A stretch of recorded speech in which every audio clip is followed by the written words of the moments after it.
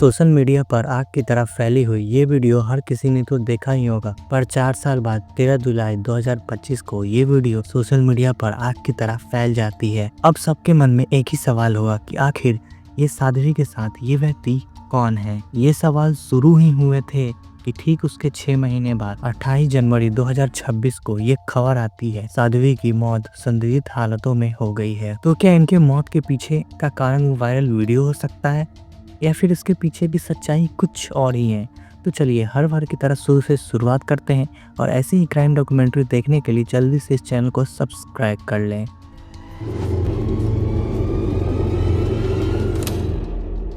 तो ये साध्वी का नाम प्रेम बाई शाह है और ये एक बमेरू जिले के छोटे से गांव पेरू की थी और इनके पिता वीरनाथ एक ट्रक ड्राइवर थे और इनकी माँ अमरू बाई शाह हाउसवाइफ थी। और प्रेम बाई शाह की माँ धार्मिक थी, भजन कीर्तन में रुचि रखती थी, उसी में डूबी रहती थी।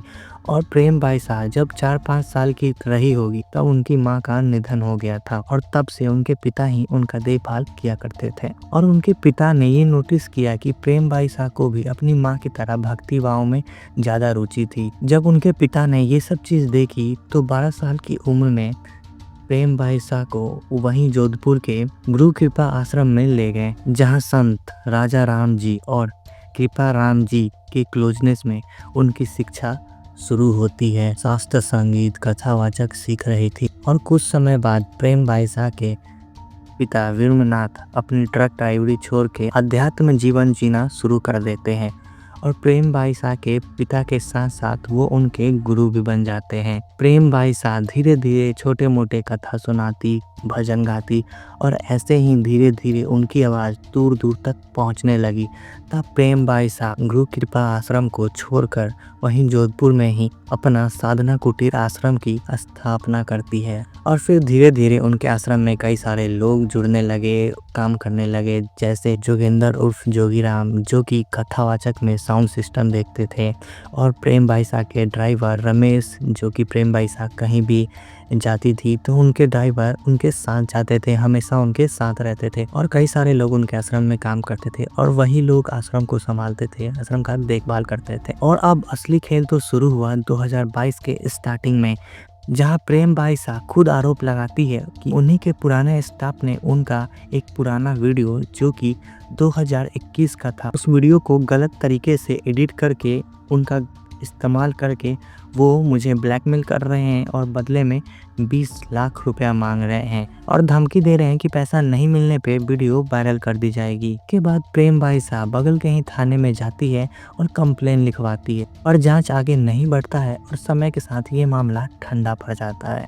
और अब इसी तरीके से 3 साल बीत जाता है और सब नॉर्मल लग रहा था। तभी अचानक से 13 जुलाई 2025 को वो सीसीटीवी वीडियो अचानक से वायरल हो जाता है और सोशल मीडिया पर आग की तरह फैल जाता है। ये वीडियो देखने से आपत्तिजनक तो जरूर लगती है, पर इसके पीछे की सच्चाई ये है कि वो वीडियो में दिखने वाले शख्स कोई और नहीं बल्कि उनके पिता वीरनाथ थे। और कुछ रिपोर्ट के मुताबिक उस समय प्रेम बाई शाह डिप्रेशन में थी, परेशान थी, इसलिए उन्होंने जब अपने पिता को सामने देखा तब वो गले लगा लिए और ये वीडियो को जानबूझकर इतने गलत तरीके से एडिट करके दिखाया गया था। और फिर भी उन्होंने हिम्मत नहीं हारी और फिर से 16 जुलाई 2025 को वो बोरानाड़ा थाना में जाते हैं और फिर से कंप्लेन लिखवाते हैं। धारा 384 ब्लैकमेल और आईटी की धारा 67 अश्लील सामग्री प्रसारण के तहत ये मामला दर्ज हुआ और इसमें मुख्य आरोपी जोगेंद्र जोगीराम को 20 जुलाई को अरेस्ट कर लिया गया और पूछताछ में उसने कबूल किया कि प्रेम बाई शाह से उनकी पुरानी रंजिश थी और उसी का बदला लेने के लिए उसने जानबूझकर उनको बदनाम करने के इरादे से उस वीडियो को वायरल किया।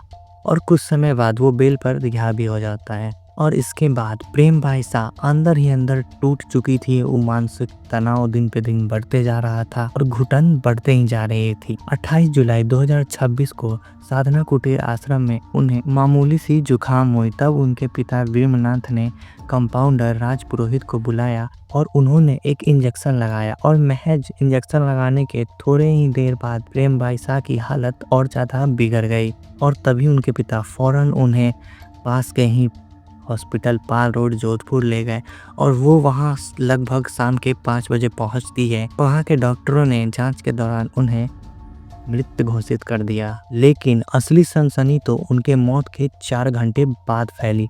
लगभग रात के 9:30 बजे उनके इंस्टाग्राम अकाउंट से एक पोस्ट किया गया जिसमें इस तरीके से लिखा गया था, मैं इस दुनिया को हमेशा के लिए अलविदा कह रही हूँ।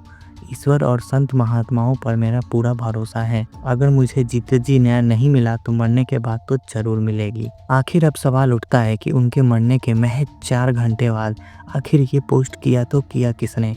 तभी उनके पिता मीडिया में सामने आते हैं और बताते हैं कि वो पोस्ट उन्होंने ही जानबूझकर करवाया था ताकि न्याय की मांग हो सके। जोधपुर पुलिस ने एसआईटी टीम की गठन की और जांच शुरू हुए। कंपाउंडर से पूछताछ के दौरान उन्होंने बताया कि एक नहीं कई सारी इंजेक्शनें लगाई गई थी और आश्रम के सीसीटीवी फुटेज गायब थे। और पोस्टमार्टम की रिपोर्ट में बताई गई कि बड़ी आंत और छोटी आंत पूरे तरीके से लाल पड़ गई थी, जो कि जहरीले पदार्थ का असर हो सकता है। और पोस्टमार्टम के बाद प्रेम भाई साहब के जरूरी अंदरूनी अंग जैसे पेट, आंत, लीवर को निकालकर सुरक्षित रखा गया और फोरेंसिक जांच के लिए भेज दी गई है। तो जांच अभी भी चल रही है, कई सारी रिपोर्टें और खुलासे होने अभी बाकी है।